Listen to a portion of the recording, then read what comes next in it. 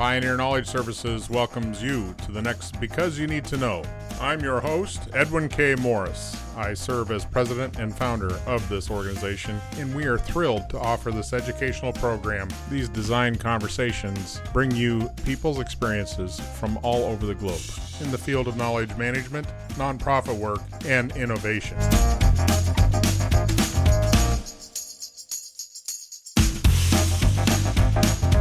If your company or organization would like to help us continue this mission and sponsor one of our shows, email byntk@pioneer-ks.org.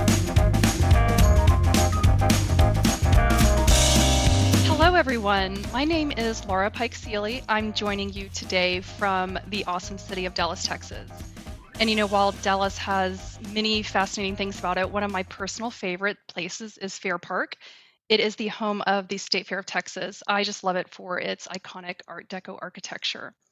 And currently here in Dallas, I have the privilege of working as the Knowledge Program Manager at HKS Inc., which is an award-winning global architecture and design firm.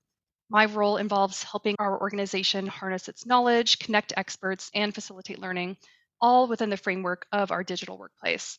And I've learned some really great, vital, real-world lessons here.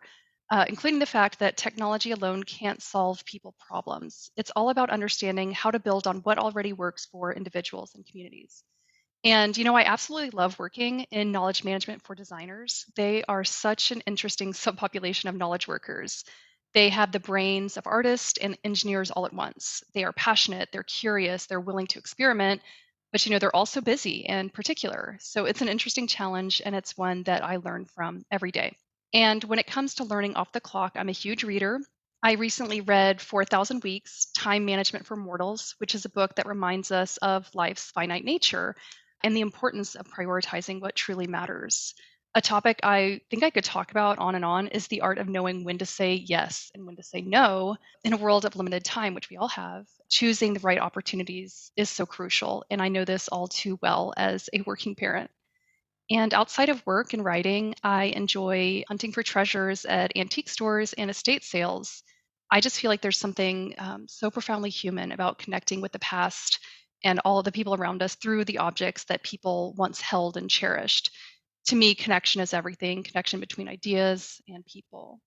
My intent to show up in the world is to promote learning, listening, and understanding, because I believe that's how I create value, by learning, listening, and understanding. That is quite a manifesto right there. Thank you. The demographic you work with, again, could you give us a little more detail on what knowledge management looks like for a lot of architects? Great question. What's interesting about designers, again, they think very creatively and out of the box, but they also have that brain where they want to solve real world problems. Working with architects, especially at a firm the size of HKS, means working with people who are involved in all sorts of projects, everything from advising on healthcare campus master planning all the way to someone who is designing office space and trying to make it great for the employees that work there. Yeah. So everyone's thinking about human experience and they're thinking about sustainability. So we're getting to do things that I think really make a difference in the world, which means that their work for them is very, very value driven. For them, they really are busy. They've got project deadlines. So knowledge management for them is a lot about making sure that they can connect to the information they need when they need it. When they're facing a challenge, they want to be able to get quickly to the resource they need. Well, let's talk about the case for connection. Give me more details about how and why, and I'm just thinking of our listeners, if they're in a small to mid-sized organization, connection may have different weight depending on the industry and type of organization, maybe? You tell me. Mm-hmm. Yeah, I think so. And I think also when we think about connection, there's emotional connection and there's intellectual connection. Right. And that can look like, do I feel connected to the people I work with? Do I feel connected to the overall vision and mission of the organization? Do I like the way that our work processes go here? Do I feel connected to the way I'm doing my work? So I think connection can be lots of different things to lots of different people. And as I wanted to talk about today, I do think that the idea of connection is something that we all want, but we also struggle with in an age of information overload. The connection piece is a loaded concept for sure, but in the current state of affairs when so many people are now seeing distance work or remote work for maybe the first time. A lot of us have already been doing that kind of work, so it's nothing new. But there seems to be quite a culture shock in that some organizations think virtual work is less than. That to me is a mismatched connection, because I think that here again, going back to what you're saying, this connection between people, mission, vision, the org structure, the work being done, that does not matter if it's digital or physical, does it? I don't think so. I think that clarity is so critical here, especially when it comes to connecting intellectually to the mission of your organization. And the digital workplace is one of the ways we can offer that clarity. Clear in communication style, clear in content, clear in channel. Yes. I think that so much of when it comes to balancing things like connection and focus, we have to understand what our priorities are so that as we seek opportunities to engage in connection, we're directing them in the right way. Leadership has to really communicate those values and priorities. Otherwise, it's really difficult for those of us who are thinking about communications, who are thinking about learning and connection, to decide how to direct what we might think of as an organization's internal attention economy. Well, does all that fall on HR to pull off, or is that a KM function for you? I think that that falls on anyone who's at the top of the organization. Needs to be very involved in setting the priorities. Once those are understood, I think teams like knowledge management, technology, internal communications, HR, professional organizational development all have roles in taking the priorities and the values that have been communicated and making sure that the work that they're producing, the way they're directing the attention of employees, is in line with those priorities. I mean, it so kind of depends on how your organization is kind of set up there. Well, yeah, and a lot of that is those undefinable things to some degree in the non-tangible cultural behaviors. And that's not always expressed. Ideally it would be, but not all cultures express it, that this is how people will engage or interact. You had brought up something earlier on the Cal Newport's concept. Does it fit in here with the flow and the deep work? You know, I think that we've all heard a lot about the importance of deep work, of staying heads down, of achieving what we call flow state. At the same time that we're so aware of the importance and the value of staying connected and engaged. And it's something I think a lot of us face daily. And I think two things can be true at once. One, information overload has undermined our ability to focus, but it's also true that innovation requires exploration and thinking outside of the box. So there's that contradiction there where we have to balance the idea of deep work and meaningful connections. So Cal Newport has a quote. It says, "Distraction is a destroyer of depth." So in his opinion, he's written... Wait a minute now. Distraction is the destroyer of depth. Right. Meaning that if you are distracted, you've lost your focus and you're not as deep as you were. You're not as deep. Okay, got it. You're not as deep as you were. And he believes that that state of flow of deep work, that's what you need to have to produce high quality, valuable work.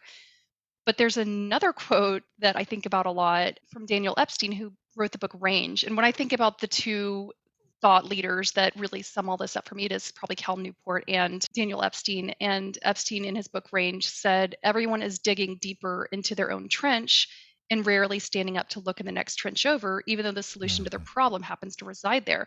So we're talking about depth, right? Yeah. When can we get too deep? What happens when we get really, really deep? Great things happen, but are we missing opportunities when we do that? And I'm hearing what you're saying, but I'm also visualizing it in a different way. So the depth of expertise is not the thing, where depth of involvement is what you're speaking. I think really what he's talking about here is, yes, the depth of involvement in the work in the moment. Right. We know that people want to be able to focus deeply on their work without distraction, with minimal stress. Let them do what they love to do and let them do it well. Something like a third of people say they face information overload. There's meeting notifications, all of our calendars, just multitasking, and all of that's really contributing to our stress and burnout. And someone like Cal Newport, in a book like Digital Minimalism, which he wrote, is going to argue that getting rid of some of those distractions and allowing us to spend the majority of our time in that kind of flow state of deep work, deeply involved, as you said, in our work is going to be what helps us be productive and happy. There is a documentary called California Typewriter, and they talk about just this, that the concept of using a typewriter to create content like music writing or writing a book or any kind of creation in text and language, that the fad of some of these big-minded creative people are using a technology that actually nobody even makes anymore, which is a mechanical typewriter, because of what you just said. In the documentary, they talk about, well, the why. Why are you using a typewriter? You know, there's so many computers and this. The point was made, there's no distractions with a typewriter. If they want to go create, they turn off all the other, they get unconnected from all the other devices, and then they just focus on creating content. Now, another odd thing that came out of that documentary talking about that is that they also said there's no little squiggly line when you misspell something or it's grammatically not correct. And the one author said, being your own editor snuffs your creativity automatically because now you're playing both sides. And he said, with a typewriter, I can just create.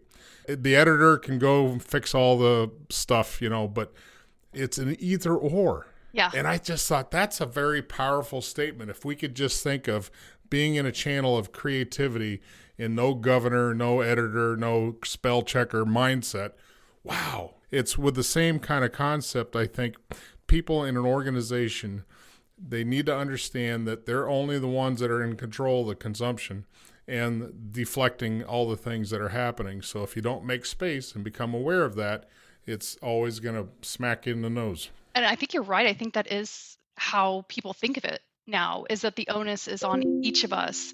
Have you seen, like, people have like boxes where you put your cell phone in that locks it for a certain amount of time? There's a book called Stolen Focus by Johann Hari that talks about his experiment with all of this. To your point, they want to, and even thinking about those squiggles, we don't want to be taken out of the moment when we're in a creative, deep flow state. That's really where people can have some really great ideas, and we don't want to keep people from doing that. And I would argue we don't want to expect them to have to do traffic control to make sure that that is something that is an opportunity for them within our workplace. Well, and I think a lot of organizations that don't police this type of overstimulation or over connectivity with the employee is that if they don't adopt, like, when you're off, you're off. You're not still accessing email.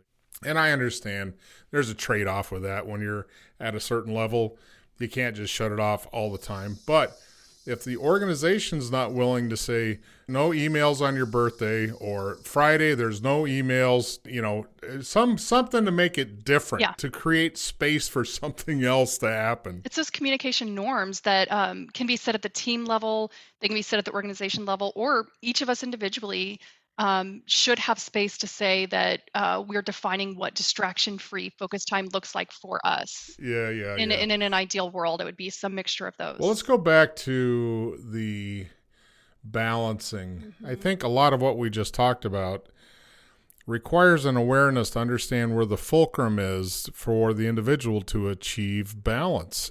If they really don't look at it in this holistic way, what you're explaining, of shutting down distractions in order to get to deeper flow, and am I saying that right? That's the way I'm hearing it. Yeah. If nobody sponsors that or shows that as the example, nobody's going to do it. So is that your job as a knowledge manager? My job as a knowledge manager is to find the balance between promoting that flow and that focus while also making sure that people don't get so deep in their trench that they're not learning new skills, failing to connect with people they haven't connected with before, and they're not innovating. And innovation can come from digging deep, but sometimes it comes from other disciplines, from ideas you hadn't heard of before. When you're deep in the trench, you're not getting exposure to those. Well, you bring in a good point, and that's that interdisciplinary, and you're able to spread out into different throws of knowledge in order to be inspired, innovate, or strike a new concept, or even just reframe an old concept is huge. And here again, that's all people connection. That's not just an HR class where you, go take this 45-minute training. It's kind of a skill to learn how to to do that. I would Yeah. agree. So Yeah. how do you train people to do that? I think people want to do it, first of all. I think Mm. that as much as they love focus, spending too much time on one task, again, is keeping them from growing in new areas. And it can lead to burnout and stress too if we don't have the chance to step back. Think about times you've stepped away from a hard task and Mhm. done something else and you come back and you solve it more quickly, right? That's one of the ways our brains work. But we do know that employees also want that emotional, intellectual connection. They want to feel like part of a bigger picture. They want to contribute to a bigger vision and feel like they know what that is. For them, it's not just punching a clock and making sure Yeah. that they're always engaged in super deep work. They want to learn and grow, explore new horizons. They want to know what's happening. And also, people thrive on the wisdom of people across their organization, all corners of the company and their industry as well. We value mentorship. We know that shared knowledge goes a long way. And then there's the social side of things, especially remote work, like we talked about, the ability to find some human connection and warmth. Mhm. It's a big deal for a lot of us. Our workplace environment is where we get a lot of our connection and that warmth that we need to just feel human. So we know that all of that matters to them. So the question then becomes, how do we create a workplace environment that allows them to Mhm. be focused when they need to be, but also feel connected when they want to, knowing too that there are, have you heard like T-shaped and I-shaped people? Yeah. Why don't you go over a quick definition of both of those so we all know? Yeah, it's like T-shaped people, they have a balance of this broad knowledge and deep expertise. They're Mhm. pretty versatile collaborators. They can solve problems quickly. But then you have I-shaped people, super valuable. They are specialists with deep, deep knowledge in a single area. Yeah. They're very valuable for that expertise in that domain. When we think about that balance, is there also something to be said for the fact that different types of people may value connection over focus and vice versa, and maybe differently at different times? How do you communicate with all the people in your organization about what KM is doing in your organization? That's a really good question. For us, our focus has always been on that kind of old mantra of find the right information at the right time and get it to the right person.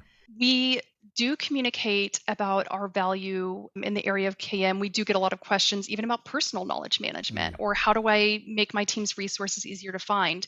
But a lot of how people have begun to understand KM within our organization and engage with it is through some of our signature knowledge products that we make available within our digital workplace. So we have tools that have been designed to help specifically our designers find resources based on what they're doing at any given time, what their role is, what the challenges on their project. Hmm. So if they're trying to design a building that has passive design and uses less energy, what are some of the strategies that are available to them based on, are you an interior designer? Do you design envelopes and Mm. facades? As they kind of get to a place where they get to explore all of that, I think even if they don't maybe know it, they are experiencing the KM function. And that's probably most intimately how they do it. It sounds to me what you just said is that the tool structure leads the way with the interface with your people. Yes. There's no actual KM training to build a better awareness across your universe? What we do have is training around smart searching. So helping our designers and all of our employees understand Ah. what it looks like to find information and evaluate it. Mm-hmm. We also have quite a bit of training on how to actually use some of our basic internet functionality. Here again, it's more focused around the tool set. The reason I keep saying this or picking this up, the three main domains are people, process, and technology. And it sounds like you're kind of heavy to process and technology. I would say so. We also do a lot of facilitation, I guess would be another area where you would see our KM work come into play. So we have a lot of thought leaders in the firm. Hmm. They may be in our sustainability group called Design Green. They may be in our research team. We have people in Marcom and then across our practices. So the times that we probably work most closely to help people develop KM, I guess, principles in their own work would be with those thought leaders. So if someone comes to us and says, we are all talking about the experience economy in the sports practice, but a lot of us don't fully understand what that is. But this person over here really is an expert there. We would work with that SME to develop the resources that reflect our HKS point of view, as well as curate resources that can help people speak to it, to our clients, and also design in ways that support it. We work with quite a few different people in terms of just helping them learn how to be communicators of their knowledge specifically. I like the way you hung your hat on that because you're talking about communications. You're Mm-hmm. helping them be better communicators. that is such a rudimentary but necessary element to this, because language and comprehension, cognition, all these things are key elements to making clear, concise, transferable knowledge. Absolutely. Yeah, and these are architects, remember? So they're not necessarily, they don't know much about information architecture as much as they know how to make a building. Yeah. To actually frame ideas in a way that helps people understand step by step what they need to know about a topic is where we come in. And we do find that in working with them, we mentor each other. We're learning a lot about the topic. They're learning a lot about what it means to share and communicate knowledge. We can do that at scale at times because we have worked with so many different people that they work with each other to develop those skills as well. So that's one of my favorite parts of the job, is getting to learn from other people, Right. find out about concepts I'm not even familiar with. The cross-pollination. You had said something about NAG metric. What? Yeah. Does that fit here? What is the Yes. NAG metric? I think going back to that idea well, and really what we're talking about even right now, which is working with people to develop knowledge content and knowledge resources. Every time we do that, we're introducing more noise into the environment. How do we make sure that it's worth people's time?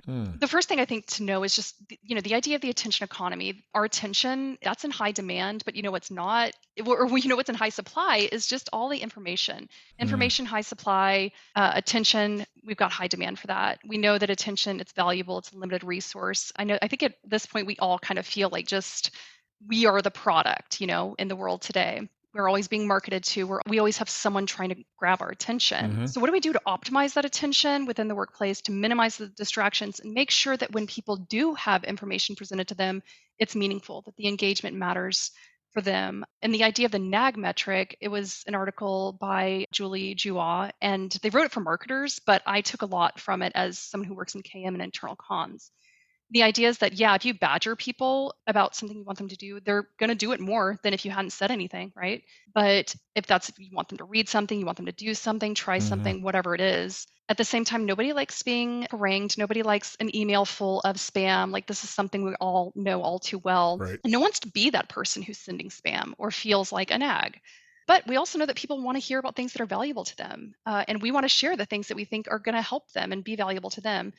Going back to the idea of leadership and setting those priorities and values, if they're doing that really well, that's going to give us the guidance we need to understand how we direct the attention economy. How do we help our employees spend it wisely? We have to know where the business is going. We need that transparency. We need that clarity.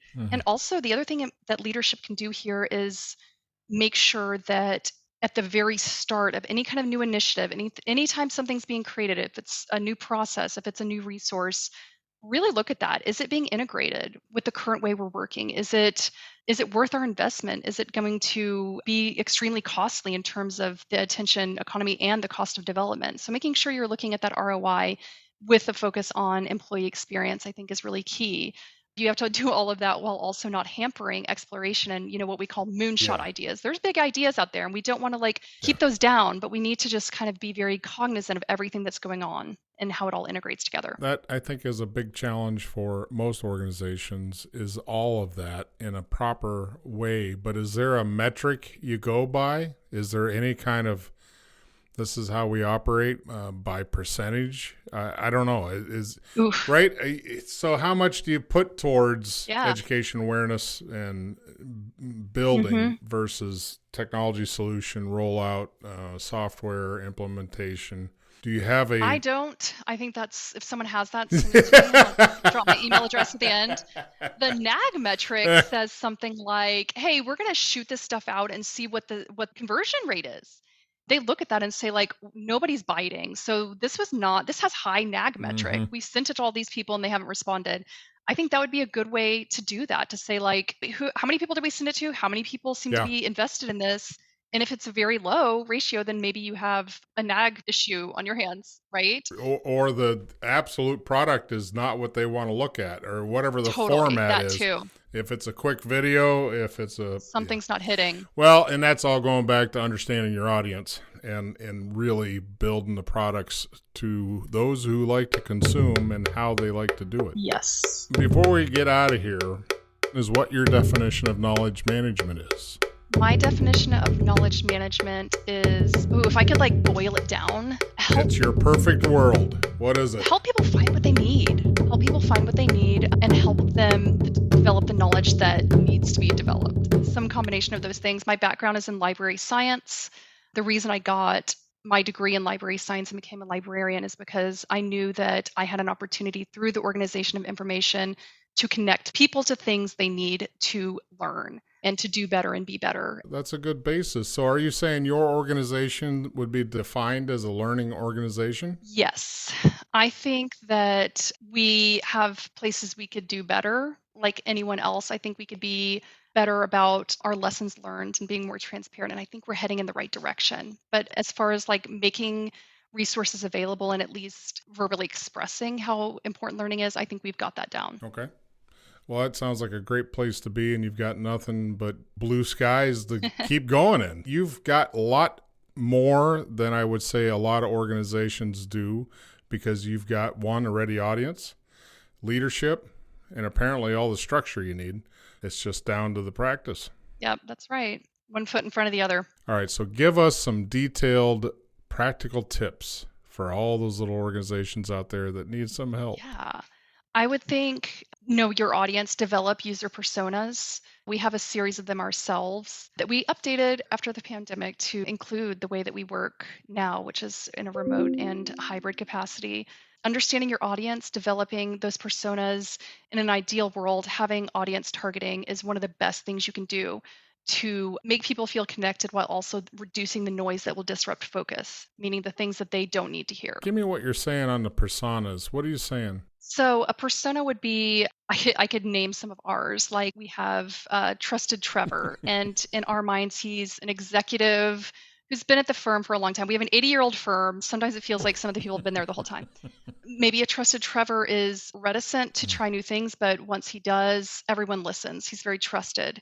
We have like a Busy Becca persona, who is someone who might be an admin, who's supporting a lot of different people and has a lot on her plate, but is truly an enabler. So if we can understand the types of personas, and we're not covering everyone here, these are broad archetypes, we'll talk in our conversations and be like, well, what would Nuri think about that? Or, just what would Hannah say if we tried to do this? And so we think about... so do you have actual individual people that play these roles? They're avatars. They're avatars. We try to be very careful about not getting too close to anybody who really exists.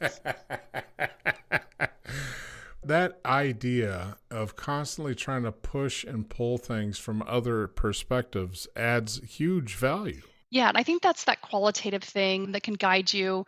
Again, being able to segment your audience by role, by seniority, by location, and manage your communications through those channels that are dedicated to those different segments.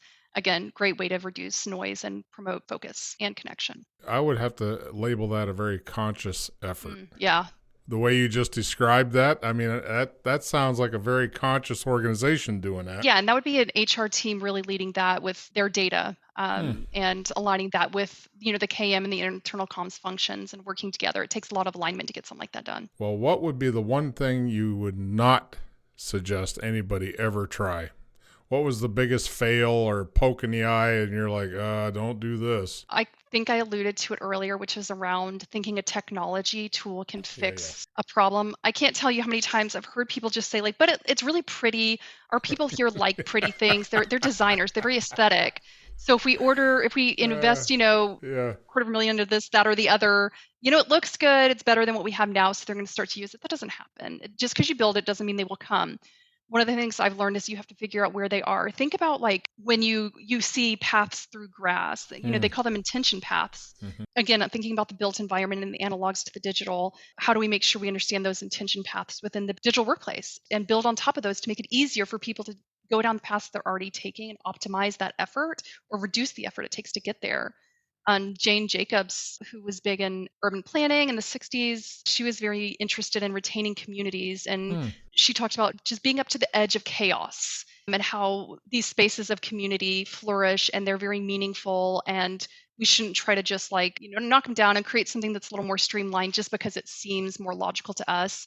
Something about it is working. And so we learn from that before we think we can come in and just erase it and improve it. Well, here again, that's a very conscientious mentality to do that.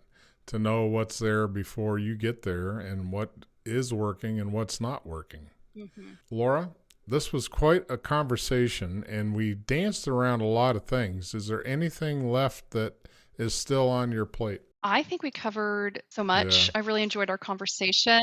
Gave me some things to think about as well. I think this is a journey that we're all on, even as individuals, not just as people working in KM or digital workplace, whatever it is, for ourselves, figuring out how we protect our time and our focus while also making sure we stay connected and stay engaged with others, because that's really what life's about. Thank you, Laura.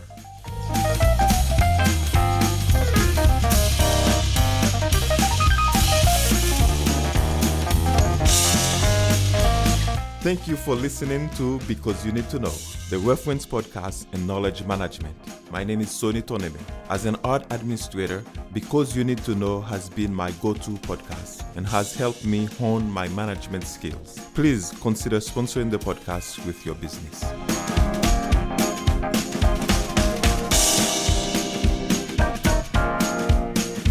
Thank you for joining this extraordinary journey, and we hope the experiences gained add value to you and yours. See you next time at Because You Need to Know. If you'd like to contact us, please email byntk@pioneer-ks.org or find us on LinkedIn.